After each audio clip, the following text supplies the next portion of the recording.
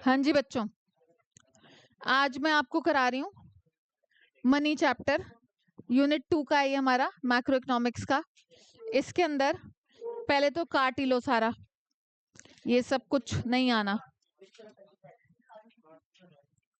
ठीक है।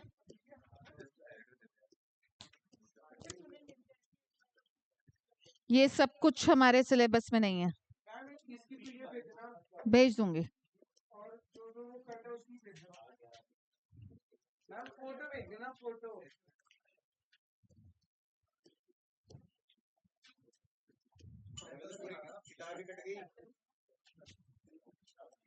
यहां से करना है आपने ये चैप्टर, डेफिनेशन ऑफ मनी।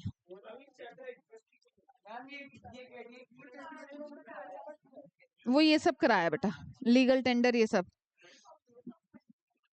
हाँ जी, कराया है खुद आपके टीचर्स ने। फंक्शंस दोनों कराए हैं, प्राइमरी सेकेंडरी, पक्का। चलो कर लेते हैं फिर हम।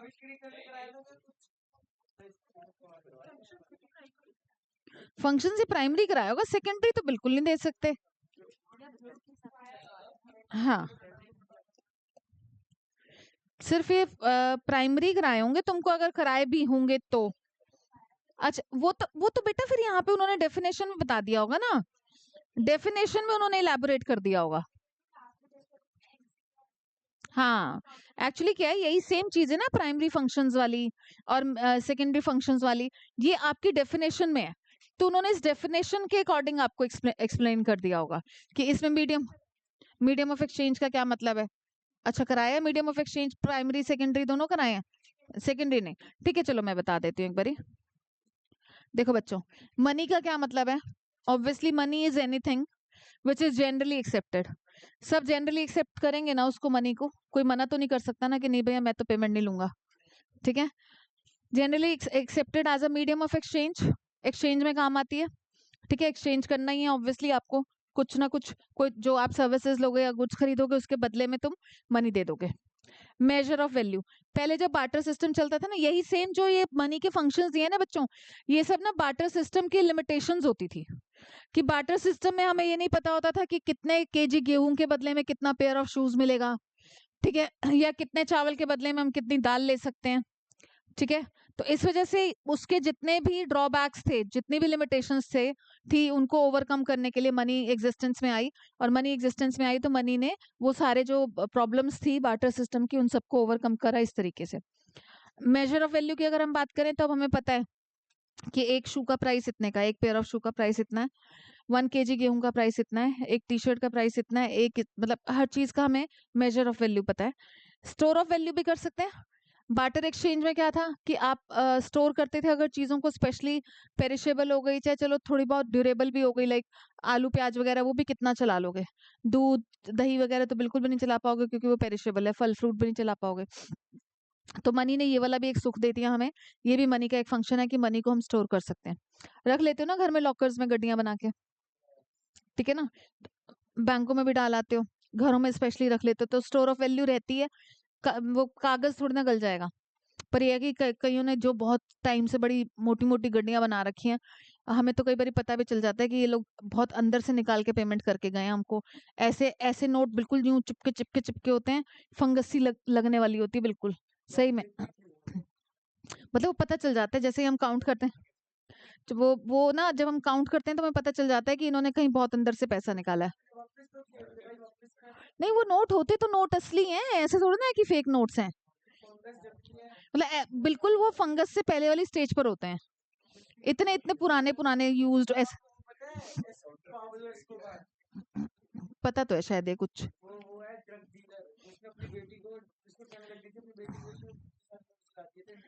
देखो मैं अब इसके बाद, बस बस means for standard of deferred payment.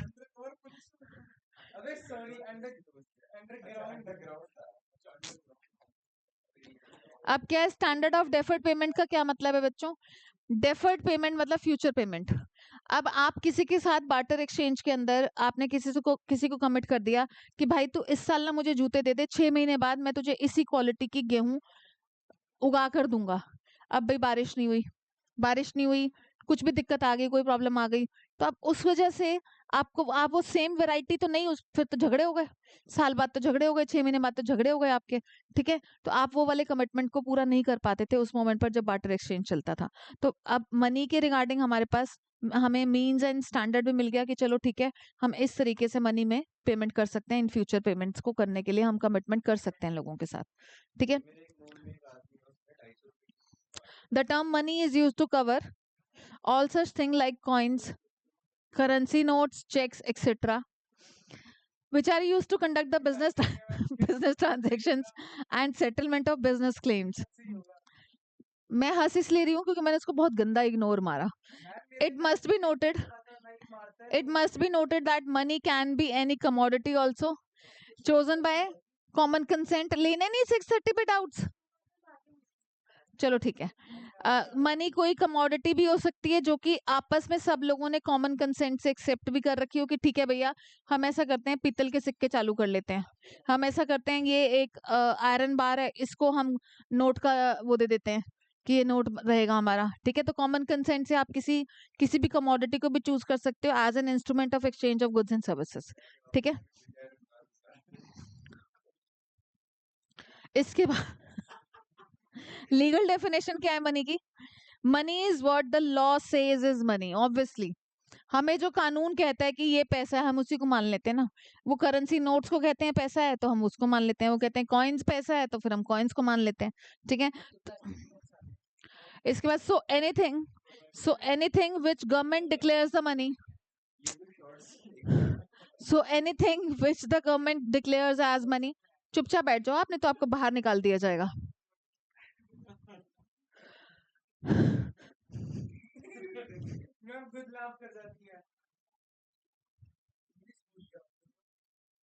So anything which the government declares as money is money. ठीक है, on the basis of legal recognition money is of two kinds. Legal tender money. आपने मोदी की स्पीच सुनी थी 8 नवंबर को रात को 12 बजे कि 500 और 1000 के नोट आज रात 12 बजे से लीगल टेंडर मनी नहीं रहेंगे. ठीक है, तो मनी लीगल टेंडर मनी होती है. संचित Jain, money which can be legally used to make payments of debts or other obligation is termed as legal tender money. ठीक है, a creditor is obliged by law to receive such money in payment of debt due to him. Legal tender money is of two kinds again. ठीक है, आप किसी को मना नहीं कर सकते, लीगली आप लोग ऑब्लाइज्ड हो कि आपको वो करेंसी में पेमेंट लेनी होगी. या तो भाई नोट फेक हो, झूठा हो, फटा हुआ हो तो बात अलग है. तुम किसी को मना नहीं कर सकते कि नहीं भैया मैं ना ये नहीं लूंगा, मैं एज अपने डेट का पेमेंट इस पैसे को नहीं लूंगा. क्यों नहीं लेगा भाई? जब गवर्नमेंट ने डिक्लेयर कर रखा है, लीगली ये अप्रूव्ड है, तो फिर तू कौन होता है इसको मना करने वाला? ठीक है, लिमिटेड लीगल टेंडर की अगर हम बात करें, ये बात जरूर है, आप अब अगर मेरी पेमेंट भाई ₹1,00,000 की पेमेंट तुम मुझे सिक्कों में करने बैठ जाओ, हम तो बावरे हो जाएंगे गिन गिन के. नहीं कर सकती. हाँ अच्छा, क्या लिमिट होती है? आप ₹1000 से ऊपर की पेमेंट मेरे को कॉइन में नहीं कर सकते. हाँ, आप किसी बंदे को ₹1000 से ऊपर की पेमेंट करने को, देखो एक मिनट, अगर देखो किसी को एक्सेप्टेड है, किसी को अगर एक्सेप्टेड है कि भैया तू मुझे 20,000 की पेमेंट कॉइन्स में दे दे, तो ले ले. आप मतलब जबरदस्ती नहीं दे सकते, उसकी सामने कंसेंट होनी चाहिए तो ही आप ₹1000 से के. ठीक है, limited legal tender, it refers to that form of legal tender money which can be paid. आपको बाहर निकाल दूंगी मैं. अब अगर आपका एक भी वर्ड मुंह से निकला, यू विल बी आउट. ठीक है, it refers to that form of legal tender money which can be paid is in discharge of a debt up to a certain limit. एक लिमिट है, आप एक लिमिट तक ही कॉइन्स में payment कर सकते हो. Beyond this limit a person may refuse. देखो अगर वो सामने वाला रेडी है तो दे दो, कोई दिक्कत नहीं है, पर बंदा मना कर सकता है. A person may refuse to accept the payment and no legal action can be taken against him. In India coins are limited legal tender. For example, as per coinage act, ये याद रखना 2011 का है कॉइनेज एक्ट.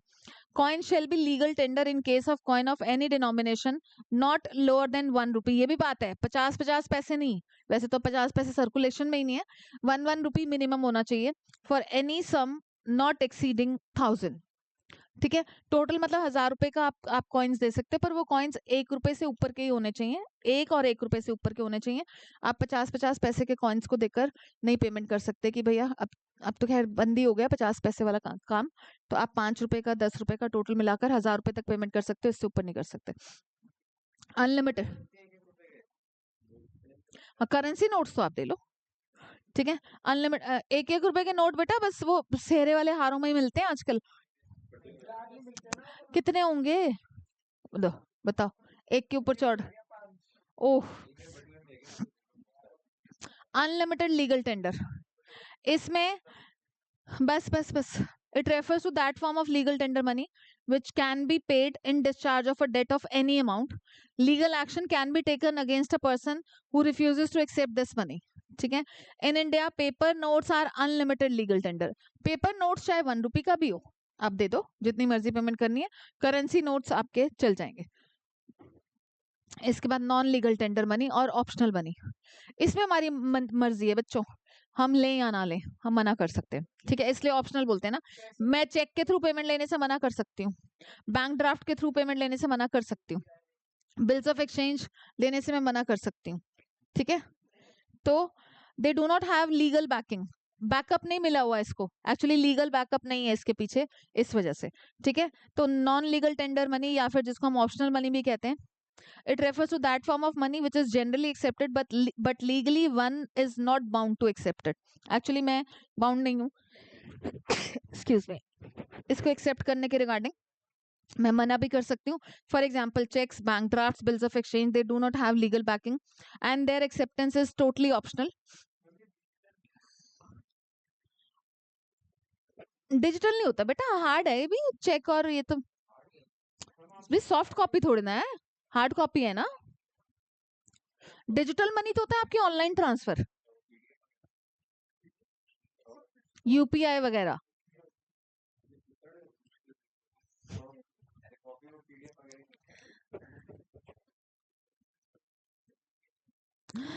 क्रिप्टो करेंसी अगर करना हो तो कर लेना, अदरवाइज हमारे सिलेबस में नहीं है, ठीक है। नहीं, पर हमारे सिलेबस में नहीं। बैंक मनी, सुनो अब ध्यान से, bank money refers to the demand deposit created by the banks, ठीक है। These deposits are repayable by banks on demand. The depositors are given check facility to withdraw the money from their account and or to make payments. ठीक है, बैंकों में जो हमारा पैसा पड़ा है उसको हम बैंक मनी कहते हैं। It must be noted that the bank money is a non legal tender money और ऑप्शनल मनी। क्योंकि देखो बैंकों से पैसा जब आप देना चाहोगे किसी को, तो हो सकता है कि आप चेक, बैंक ड्राफ्ट इन सब के थ्रू पेमेंट करना चाहो, तो सामने वाला बंदा मना कर सकता है, उसके लिए ऑप्शनल है। वो कह भी सकता है कि नहीं भैया मेरे को चेक बैंक ड्राफ्ट से पेमेंट नहीं चाहिए, मुझे हार्ड कैश, तो खुद निकाल ला बैंक से, मुझे दे दियो, ठीक है। Money supply, money supply very important, ठीक है। Money supply refers the total value of money held by the public. देखो बच्चों, मनी हेल्ड बाय पब्लिक का मतलब क्या है, आपसे पूछा गया कि आपके पास कितना पैसा है, आप बताओगे कि मेरे घर में इतना इतना पैसा पड़ा है, ठीक है। आपका जो पैसा बैंकों में पड़ा है, क्या बैंकों का खुद का भी कोई पैसा होता है? वो रिजर्व वाला पैसा भी पब्लिक का ही होता है। बैंकों का खुद का पैसा कुछ भी नहीं है। चाहे बैंक पैसे से पैसा बना रहा है, जो भी प्रॉफिट कमा रहा है उसको भी तो एम्प्लॉइज को या फिर अपने एंटरप्रेन्योरशिप के स्किल्स के बिहाफ पर बैंक का, बेटा चाहे रिजर्व्स भी रखे वो भी तो टोटल डिपॉजिट में से ही है। वो टोटल डिपॉजिट किसका है? पब्लिक का ही तो है।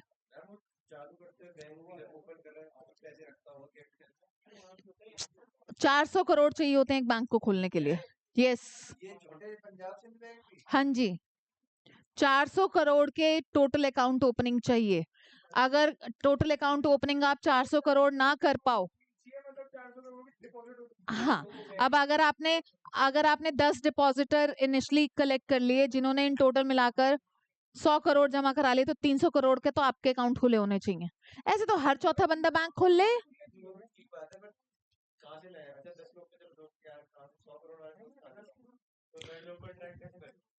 नए लोगों को ट्रैक, अब जब भी ब्रांच खुलती है देखते हो, मोहल्ले मोहल्ले जाके, घर घर जाके अकाउंट खोले जाते हैं। कि यहाँ पर ब्रांच खुलने वाली है, आपके घर के पास होगी, आप खोल लो और आप पैसा जमा करना। लोगों का, अगर लोगों का नहीं लगा तो फिर जिसने बैंक खोला है उसका होना चाहिए।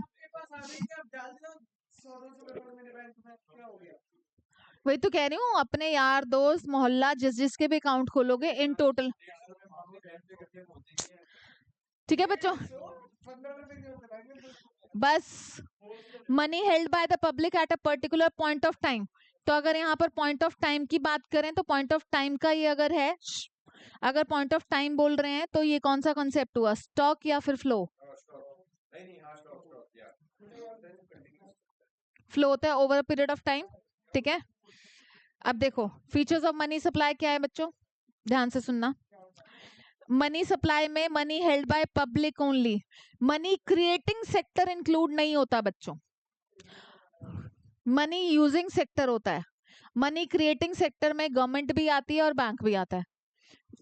गवर्नमेंट भी तो पैसे से पैसा बना लेती है, ठीक है, बैंक भी बना लेता है। तो उस सेक्टर के पास जो पैसा है वो उनका खुद का नहीं है, वो पब्लिक का पैसा है। तो इसलिए गवर्नमेंट के पास पड़ा हुआ पैसा या बैंकों के पास पड़ा हुआ पैसा वो काउंट नहीं होगा, क्योंकि पब्लिक ने वो पैसा अपने अपने हिसाब किताब में पहले ही जुड़वा लिया, तो तुम कहाँ से नया पैसा दिखा रहे हो, ठीक है।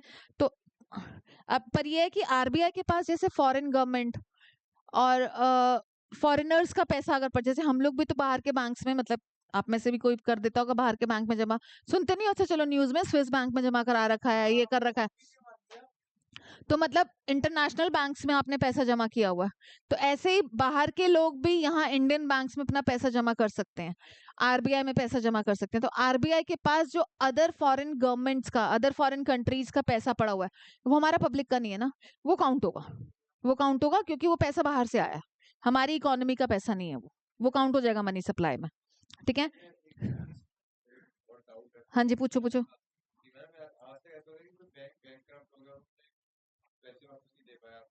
नहीं दे पाएगा तो बेटा आरबीआई बैठा है ना, इसलिए तो भाई तुम अपनी बहन को अभी दो ना 10 लाख रुपए, और पता लगे उसके घर में कुछ बहन को, सिस्टर को आपने 10 लाख रुपए दिए, आप चैन शांति से नहीं सो पाओगे अगर आपको पता है कि उसके घर में कोई प्रॉब्लम है, यहाँ पर ये बेकारी हो रही है, वो बेकारी हो रही है, ये लॉसेस हो गए, वो लॉसेस हो गए। पर अब बहन को दिए हुए पैसे से आप शांति से नहीं सोते, पर बैंक में चाहे तुम्हारे 50 लाख पड़े हो तुम शांति से सोए हुए हो, क्यों? क्योंकि बैंक के ऊपर बाप बैठा है। बाप कौन है? आरबीआई। हो गया तो आरबीआई देगा बेटा,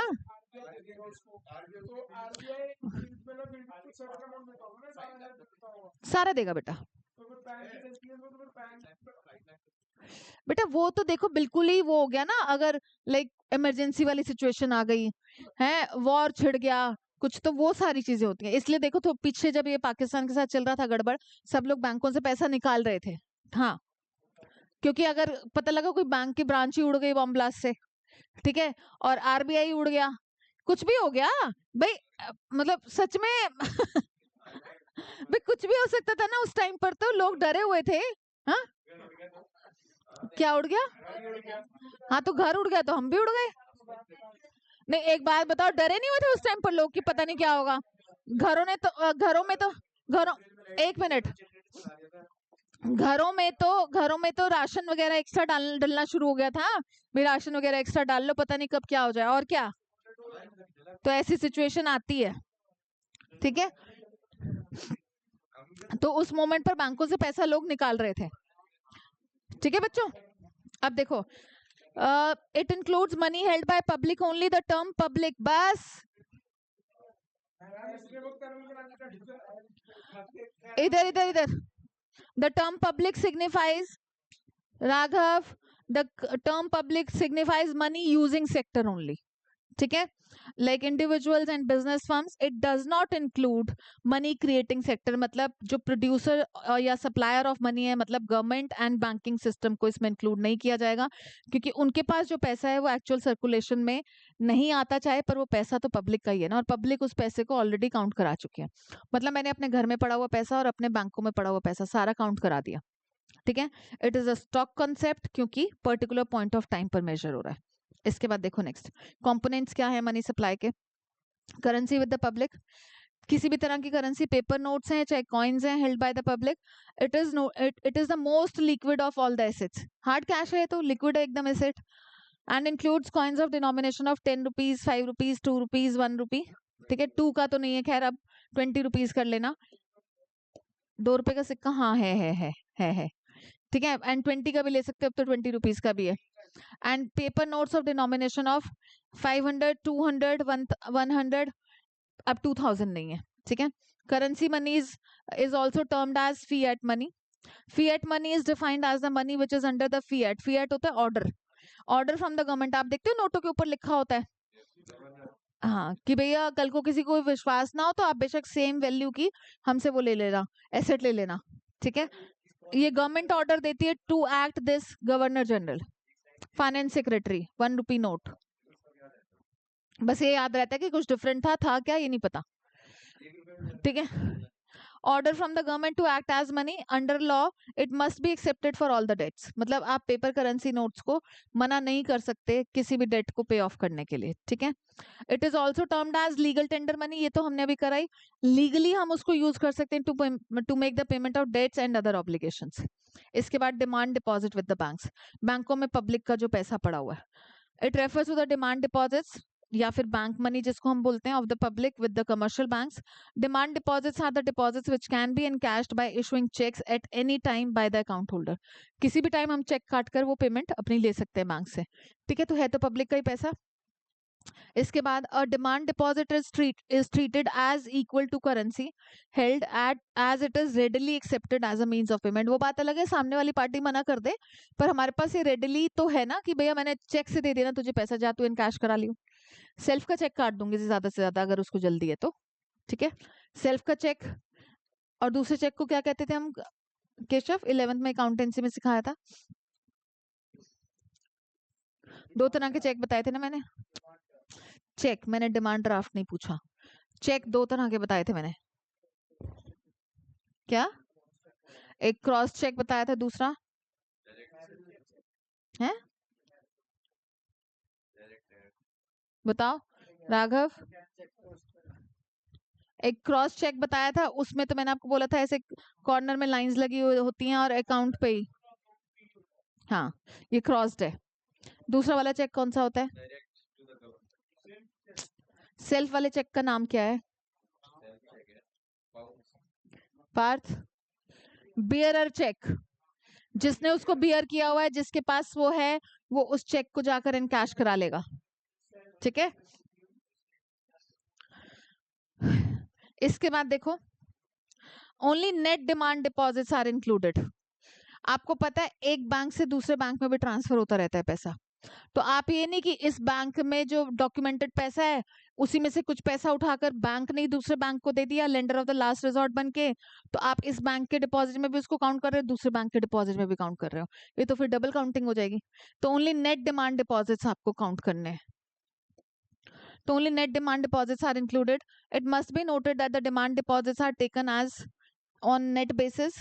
ठीक है, that is interbank deposits are excluded. एक बैंक ने दूसरे बैंक के पास पैसा जमा किया या उसको उधार दिया, वो इंक्लूड नहीं होगा, वो एक्सक्लूडेड रहेगा। Interbank deposits are the deposits held by the banks on behalf of other banks.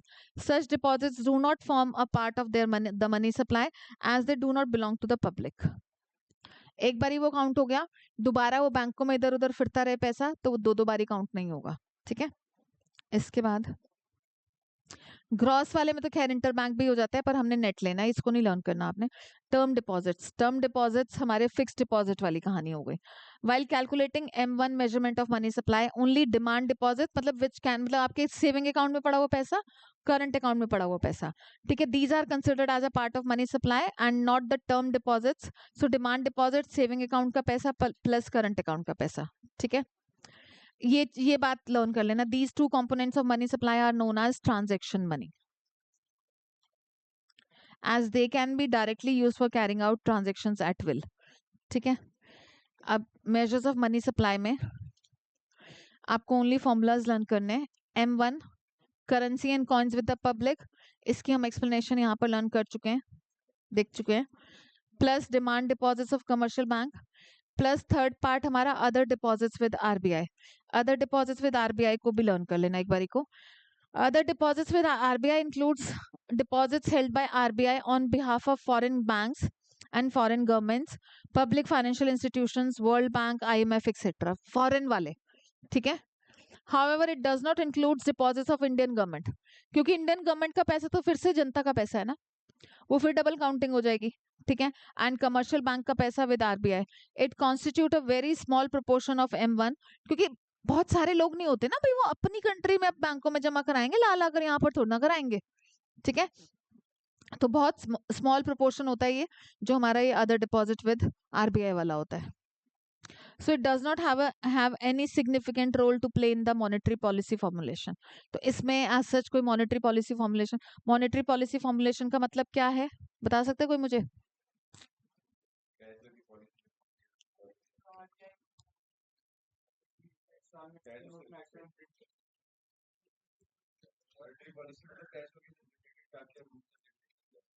Monetary policy formulation, monetary policy क्या होती है? मॉनेटरी पॉलिसी, मॉनेटरी पॉलिसी भाई,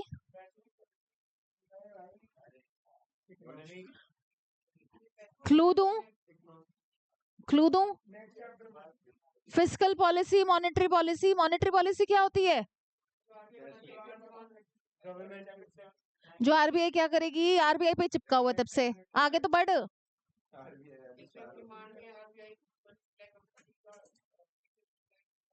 कौन कौन से इंस्ट्रूमेंट्स हैं इसमें? मेजर हेड बता दे। हाँ, qualitative and quantitative. Monetary policy, qualitative and quantitative instruments, margin requirement वाला, bank rate, repo rate, reverse repo rate, हाँ, ओपन मार्केट, मॉरल सुएशन भी है, ओपन मार्केट ऑपरेशंस हैं। तो मॉनेटरी पॉलिसी फॉर्मुलेशन मतलब मॉनेटरी पॉलिसी को जब हमें फॉर्मुलेट करना होता है, गवर्नमेंट को जब मॉनेटरी पॉलिसी को फॉर्मुलेट करना होता है, तो इस पैसे का तो रोल बिल्कुल इत्तू बित्तू सा है ना। मेन तो जो मॉनेटरी पॉलिसी फॉर्मुलेशन होगा regarding excess demand and deficient demand को कंट्रोल करने के लिए, उसके लिए हमें बाकी इंस्ट्रूमेंट यूज करने होते हैं, bank rate, repo rate, reverse repo rate, moral suasion, selective credit controls, open market operations, margin requirement, ठीक है ना। इसके बाद M2 का आपने ओनली फॉर्मूला करना है। M2 में M1 भी आ जाता है, and saving deposit with post office banks. वैसे देखो ये सिलेबस में नहीं है, ठीक है। फॉर्मूला करना हो तो कर लेना, नहीं तो मत करना। ओके बच्चों, ये हमारा चैप्टर हो गया खत्म। कहाँ जा रहे हो, रुको, अरे